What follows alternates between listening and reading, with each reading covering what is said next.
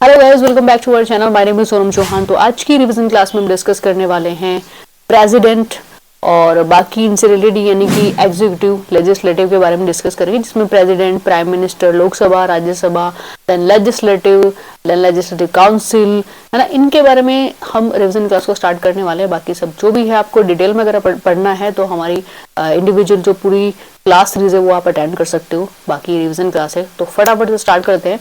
And then अभी तक channel को सब्सक्राइब नहीं किया है तो please do subscribe and bell icon को प्रेस कर लें ताकि हर एक वीडियो का नोटिफिकेशन आप तक पहुंचता रहे। बाकी आपका कोई भी क्वेश्चन है, मतलब इस रिवीजन क्लास में भी अगर आपका कोई क्वेश्चन है तो नीचे कमेंट करके आप अपना क्वेश्चन पुट अप कर सकते हैं। लेकिन जहां तक मुझे उम्मीद है आप लोगों को कोई क्वेश्चन होगा नहीं, क्योंकि रिवीजन क्लास है। इसमें हो सकता है अगर आप फर्स्ट टाइम सिर्फ रिवीजन क्लास ही अटेंड कर रहे हैं तो आपको कंफ्यूजन और थोड़ा सा प्रॉब्लमेटिक सिचुएशन क्रिएट हो सकती है। वो इसलिए क्योंकि आपको अगर सिलेबस का पता नहीं है तो चीजें हो सकती है, या फिर आपने वीडियो लेक्चर अटेंड नहीं किए हैं तो ये प्रॉब्लम हो सकती है। बट उसके लिए मैं आपको बता दूं, सबसे पहले अगर आपने देखो अभी आपने स्टार्ट ही किया है कि भाई एग्जाम है, चलो देख लेते हैं, तो सबसे पहले तो आप अपना सिलेबस चेक करो। फिर जो हमारी वीडियो लेक्चर है वो आप अटेंड करो। इसके वीडियो के एंड में मैं शो कर दूंगी, जाकर के देख लेना। फर्स्ट सेमेस्टर की, ठीक है, दो तरीके की, पुरानी भी और नई भी है, ठीक, दोनों का सिलेबस सेम है, कोई सी भी आप अटेंड कर सकते हो। और बाकी रिवीजन क्लास है, ठीक है। तो चलिए अब लेक्चर को स्टार्ट करते हैं। पहला पॉइंट हम डिस्कस करेंगे राष्ट्रपति के बारे में। देखो राष्ट्रपति के पूरे डिटेल में मैं नहीं जाऊंगी। प्रेसिडेंट का जो बेसिक इन्फॉर्मेशन, जैसे पावर की बात करें, क्वालिफिकेशन है, इन सब के बारे में डिस्कस करेंगे। और क्योंकि डिटेल में तो हमने लेक्चर्स में कराया हुआ है तो ये रिविजन क्लास है, तो फटाफट से स्टार्ट करते हैं। देखो राष्ट्रपति की जब हम बात करते हैं तो वो संघीय कार्यपालिका का वास्तविक नहीं बल्कि नाम मात्र का प्रधान होता है, ठीक है। वो सिर्फ एज ए फॉर्मल प्रेसिडेंट होते हैं। और क्वालिफिकेशन में मिनिमम से मिनिमम 30 तो होनी ही चाहिए, उससे ऊपर आप कितनी भी आपकी एज हो कोई मैटर नहीं करता है, ठीक है। और अगर हम बाकी की बात करें तो भारत का नागरिक is the most important qualification की भारत का नागरिक हो, 30 वर्ष की आयु पूरी कर चुका हो। और साथ में तीसरा एक मेन इंपॉर्टेंट क्या आता है पॉइंट, कि वो किसी भी सरकारी के लाभ के पद पर धारण। एंड देन अगर बात करते हैं इनकी पावर की, यानी कि जो राष्ट्रपति की पावर है इनकी बात करते हैं तो राष्ट्रपति को दो तरीके की पावर मिली हुई। एक है साधारण परिस्थितियों में जो पावर को यूज करते हैं, दूसरी है इमरजेंसी यानी कि आपातकाल में। तो जो साधारण परिस्थितियों में उनमें कुछ इस तरीके की शक्तियां उन्हें मिली है, जैसे कार्यपालिका शक्ति यानी कि एग्जीक्यूटिव पावर। जैसे कि एग्जीक्यूटिव का वो नाम मात्र का प्रधान होता है, लेकिन उनके जो कार्य होते हैं, उनकी जो रिस्पॉन्सिबिलिटी होती है वो भी काफी ज्यादा इंपॉर्टेंट होती है। क्योंकि एग्जीक्यूटिव में क्या होता है, जैसे कोई भी लॉ वगैरह एग्जीक्यूट करना है तो बिना राष्ट्रपति के परमिशन के तो वो भी नहीं होता है, ठीक है। तो एग्जीक्यूटिव पावर है। एंड देन लेजिस्लेटिव पावर है, कानून बनाने में भी उनकी हेल्प होती है, मतलब उनको वो पावर दी गई है। एंड देन वित्तीय शक्ति यानी कि फाइनेंशियल पावर उनके पास होती है, क्योंकि जब भी धन विधेयक रखा जाता है तो सबसे पहले राष्ट्रपति से ही परमिशन ली जाती है, उन्हीं से वो सारी चीजें मतलब वेरीफाई कराई जाती है, ठीक है। अपने डिटेल में ना लेक्चर्स को अटेंड कर लेना, तब चीजें क्लियर आउट हो जाएंगी। एंड देन उसके अलावा भी बहुत सारी ऐसी पावर्स है, जैसे समाधान की पावर यानी कि जो न्यायपालिका शक्ति होती है वो भी उनके पास है, कि भाई किसी सिचुएशन में अगर किसी को मतलब वो ऐसा हो सकता है कि जिसको सजा है ना वो सजा को कम कर सकते हैं, सजा को माफ कर सकते हैं, तो ये पावर सिर्फ और सिर्फ राष्ट्रपति के पास है, ठीक है। इसके अलावा अगर हम इमरजेंसी पावर की बात करते हैं तो इमरजेंसी पावर में भी 3 तरीके की पावर उनको मिली हुई है। 352 आर्टिकल 352 आप पढ़ते हो, आर्टिकल 356 एंड आर्टिकल 360। इसके बाद दोस्तों सेकंड पॉइंट आता है प्रधानमंत्री यानी कि द प्राइम मिनिस्टर। तो जी ये संघीय कार्यपालिका के वास्तविक प्रधान होते हैं। तो एक्चुअल में अगर हम भारत के पर्सपेक्टिव से देखें तो भारत का जो भी पॉलिटिकल सिस्टम है इसमें एक्चुअल में सबसे ज्यादा पावर प्रैक्टिकली देखे व्यवहार रूप से फील्ड पर जो पावर होती है वो प्रधानमंत्री के हाथों में होती है। पूरे देश में आपने देखना विदेशों की यात्रा भी वही कर रहे हैं, सब कुछ वही मैनेज करके चलते हैं, तो सब कंट्रोल उन्हीं के हाथों में होता है। सबसे ज्यादा पावरफुल इंसान ही भारत में पीएम होता है, ठीक है। बाकी अगर क्वालिफिकेशन की बात करते हैं तो क्वालिफिकेशन में हाँ एक चीज और कि लोकसभा का नेता जो होता है वो देश का प्रधानमंत्री होता है, ठीक है। और क्वालिफिकेशन में तो 25 वर्ष की जो मिनिमम एज है वो 25 वर्ष रखी गई है। एंड देन वो भारत का नागरिक हो, और वही सेम तीसरी कंडीशन वो किसी भी लाभ के पद पर धारण न किया हुआ हो, ठीक है। और इसके अलावा वो कहीं ना कहीं भाई जो लोकसभा है ना उसका मेंबर्स होना उसके लिए बहुत ज्यादा जरूरी है। हाँ किसी कंडीशन में ऐसा होता है कि वो प्रधानमंत्री चुन लिए जाते हैं बट वो लोकसभा का मेंबर नहीं है, तो 6 महीने का उनको समय दिया जाता है लोकसभा मेंबरशिप को अचीव करने का, ठीक है। एंड देन इनकी अधिकारों की बात करते हैं कि प्रधानमंत्री के क्या अधिकार है, क्या उनकी भूमिका रहती है पूरे पॉलिटिकल सिस्टम में। तो जैसे प्रधानमंत्री अपने मंत्रिमंडल के साथ मिलकर के काम करता है, दूसरे के प्रधानमंत्री संसद के साथ मिलकर के काम करता है। ठीक है, इसका डिटेल में भी लेक्चर आपको मिल जाएगा, वहां पर आप आराम से अटेंड कर लेना। जैसे कि हमने कहा प्रधानमंत्री संसद के साथ यानी कि पार्लियामेंट के साथ मिलकर के भी काम करता है, उनके साथ कैसे अधिकार है उनके, कि एक तो लोकसभा में बहुमत दल के नेता के रूप में प्रधानमंत्री होते हैं, वो लोकसभा का नेता होता है।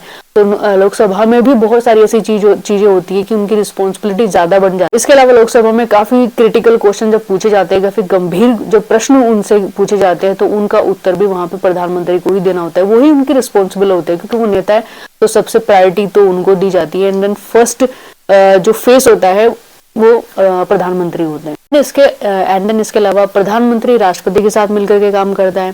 फिर उसके अलावा प्रधानमंत्री के साथ जो उनका दल होता है उसकी अलग इंपॉर्टेंस होती है। इसके अलावा प्रधानमंत्री और नीति निर्माण, यानी कि अब नीति आयोग की बात करें, नीति आयोग जहां पर पॉलिसी वगैरह क्रिएट होती है, पूरा वेलफेयर जो सिस्टम है ना वो क्रिएट किया जाता है, तो हम समझे कि नीति आयोग के जो अध्यक्ष होते हैं वो देश के प्रधानमंत्री होते हैं। तो प्रधानमंत्री का जो अधिकार है, जो उनकी रिस्पॉन्सिबिलिटी, जो उनके कर्तव्य हैं, वो नीति निर्माण के साथ भी मिलकर है।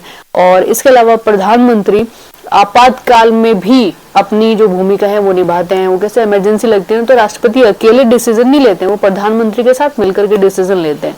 ठीक है, तो ये सारी चीजें होती है जो प्रधानमंत्री के अधिकार और उनकी भूमिका को एक्सप्लेन करती हैं। इसके बाद दोस्तों नेक्स्ट टॉपिक आता है लोकसभा और राज्यसभा। इन दोनों में से सबसे इंपॉर्टेंट जो टॉपिक आता है वो लोकसभा की पावर्स एंड फंक्शन से रिलेटेड आता है, जो कि हम इसी टॉपिक में डिस्कस करने वाले हैं, और लेक्चर्स में भी आपको यही सेम टॉपिक मिलेगा। तो इंडिविजुअल भी हम मतलब लेक्चर्स अवेलेबल हैं कि लोकसभा के निर्वाचन या मेंबरशिप या उनके पावर फंक्शन, इन सब के बारे में डिटेल में डिस्कस किया हुआ है। अब इसमें सबसे ज्यादा इंपॉर्टेंट क्या होता है कि जो इंडियन पार्लियामेंट है ना उसकी पावर एंड फंक्शन क्या है, क्योंकि इसमें लोकसभा राज्यसभा दोनों कंबाइंड आ जाती है। तो is a very important topic for exam. ठीक है, तो ये एग्जाम के लिए बहुत इंपॉर्टेंट है। जैसे कि भारतीय संसद के पास कौन कौन सी शक्तियां हैं, जैसे पहला है लेजिस्लेटिव से रिलेटेड पावर्स, यानी कि व्यवस्थापन संबंधी शक्ति। फिर एग्जीक्यूटिव से रिलेटेड पावर यानी कि कार्यपालिका शक्ति। एंड देन वित्तीय शक्ति यानी कि फाइनेंशियल पावर है। और संशोधन की शक्तियां हैं, क्योंकि जितने भी कॉन्स्टिट्यूशन में अमेंडमेंट होते हैं, कोई भी किसी भी लॉ होता है ना, उसमें कुछ भी फेरबदल करना है तो वो बिना पार्लियामेंट में नहीं हो सकता, बिना पार्लियामेंट के वो हो ही नहीं सकता। तो संसद बहुत मतलब पावरफुल है। भारत में सबसे ज्यादा पावरफुल जो चीज है वो संसद है। इसके अलावा निर्वाचन संबंधी कार्य भी संसद में ही होते हैं। महाभियोग का अधिकार भी संसद को है, क्योंकि अगर आप किसी भी सीजेआई पर या किसी भी बड़े अधिकारी पर, राष्ट्रपति पर, मुख्यमंत्री पर, कहीं पर भी अगर महाभियोग यानी इम्पीचमेंट अगर लगाया जाता है तो वो सिर्फ और सिर्फ संसद में ही उसको रखा जाता है, उस प्रस्ताव को। आगे दोस्तों बात करते हैं कंपोजिशन ऑफ पार्लियामेंट की, यानी कि जो हमारी संसद है उसके तीन पार्ट है। तीन पार्ट में राष्ट्रपति हमने ऑलरेडी मतलब डिस्कस कर ही लिया, बाकी दो पार्ट बनते हैं, राज्यसभा एंड लोकसभा। तो राज्यसभा के बारे में जब हम बात करते हैं तो राज्यसभा संसद का द्वितीय और उच्च सदन बोला जाता है। एंड देन उसके मेंबर्स की जो संख्या है वो 250 रखी गई है, वैसे मिनिमम 245 है। ठीक है, एंड क्वालिफिकेशन की बात करते हैं तो वो इसमें क्वालिफिकेशन क्या है इसकी मेंबर्स की, कि एक तो मेंबर्स ना भारत का नागरिक होना चाहिए, दूसरी बात वो 30 वर्ष की आयु पूरी कर चुका हो, एंड देन किसी भी लाभ के पद पर वो ना बना हो। एंड देन राज्यसभा की अगर हम पावर्स एंड फंक्शंस की बात करते हैं तो देखो राज्यसभा और लोकसभा के ना सेम फंक्शन और पावर मिलेगी आपको, जो आप जब हेडिंग या पॉइंट वगैरह देखोगे, जैसे विधायी शक्तियां, लेजिस्लेटिव पावर, एग्जीक्यूटिव पावर यानी कि कार्यपालिका शक्तियां, वित्तीय शक्ति यानी कि financial power, and then amendment की शक्ति यानी कि संशोधन की शक्तियां। तो क्या होता है ना कि देखो कोई भी चीज जब संसद में रखी जाती है ना तो वो दोनों सदन से होकर के पास होनी जरूरी होती है। ठीक है, वो लोकसभा से रख दो या राज्यसभा से रख दो, लेकिन ये सेम कंडीशन सेम प्रोसेस दोनों में चलता है, दोनों में वो पास होना जरूरी है। इसलिए दोनों के जो शक्ति और पावर फंक्शन है ना वो आपको सेम नजर आएंगे। ठीक है, कुछ चीजों को लेकर जैसे धन विधेयक है, फाइनेंशियल जो बिल है, वो सबसे पहले लोकसभा में रखा जाता है, क्योंकि जो पावर्स होती है, जो गवर्नमेंट होती है वो वहीं से गवर्न करती है। तो अगर आप कहीं बजट की भी बात करते हैं तो ये रिस्पॉन्सिबिलिटी सरकार की होती है कि वो सबसे पहले उस बजट को प्रस्तुत करे, तो वो सबसे पहले लोकसभा में रखा जाता है, जिसको जनता की सभा बोलते हैं बेसिकली। ठीक, इसी तरीके से जब हम लोकसभा की बात करते हैं तो लोकसभा भी संसद का प्रथम और निम्न सदन बोला जाता है, जिसकी मैक्सिमम संख्या जो उसकी मेंबर्स की जो संख्या है वो 552 है, और 545 वैसे मिनिमम रखी जाती है। तो मैक्सिमम 552 है कि मैक्सिमम इतने मेंबर हो सकते हैं, वैसे 545 ऑफिशियल रखी जाती है जो निम्न है।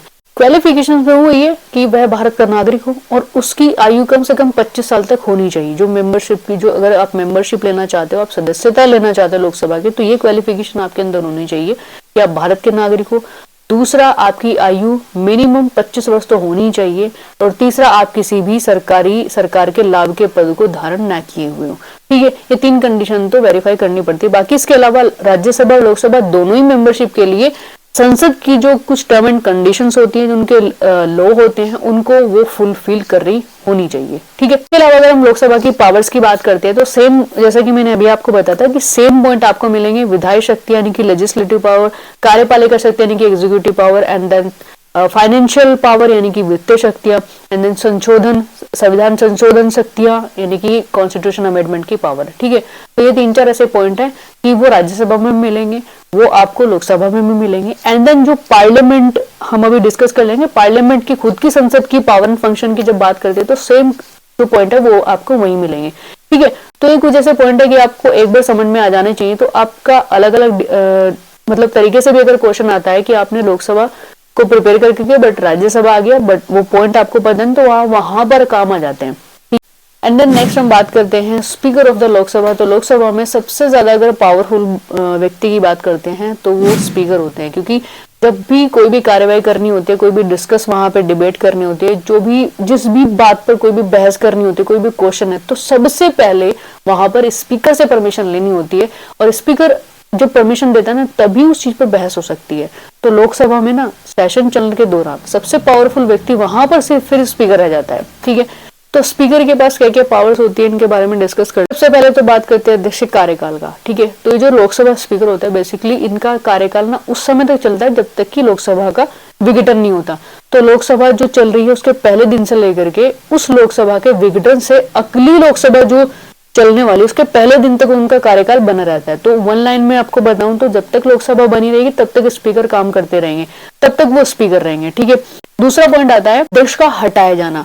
तो लोकसभा स्पीकर को हटाने के लिए ना लोकसभा में ही एक फुल मेजोरिटी के साथ वोटिंग करनी होती है, वो संकल्प पास करना होता है, देन उनको पद से हटाया जा सकता है। इसके अलावा अगर इनके शपथ ग्रहण की बात करें, इनकी ओथ सेरेमनी की बात करें, तो इनका स्पेशली कोई ओथ सेरेमनी नहीं होती है। ये मतलब इनको जरूरत भी नहीं होती है। इनकी जो ओथ सेरेमनी ना, उनकी मेंबरशिप होने की, जो मेंबरशिप उनको मिलती है वो तब जब ग्रहण करते हैं ना, लोकसभा सदस्य होने की जो ओथ होती है वही इंपॉर्टेंट होती है। बाकी स्पीकर के लिए कोई ओथ सेरेमनी नहीं है।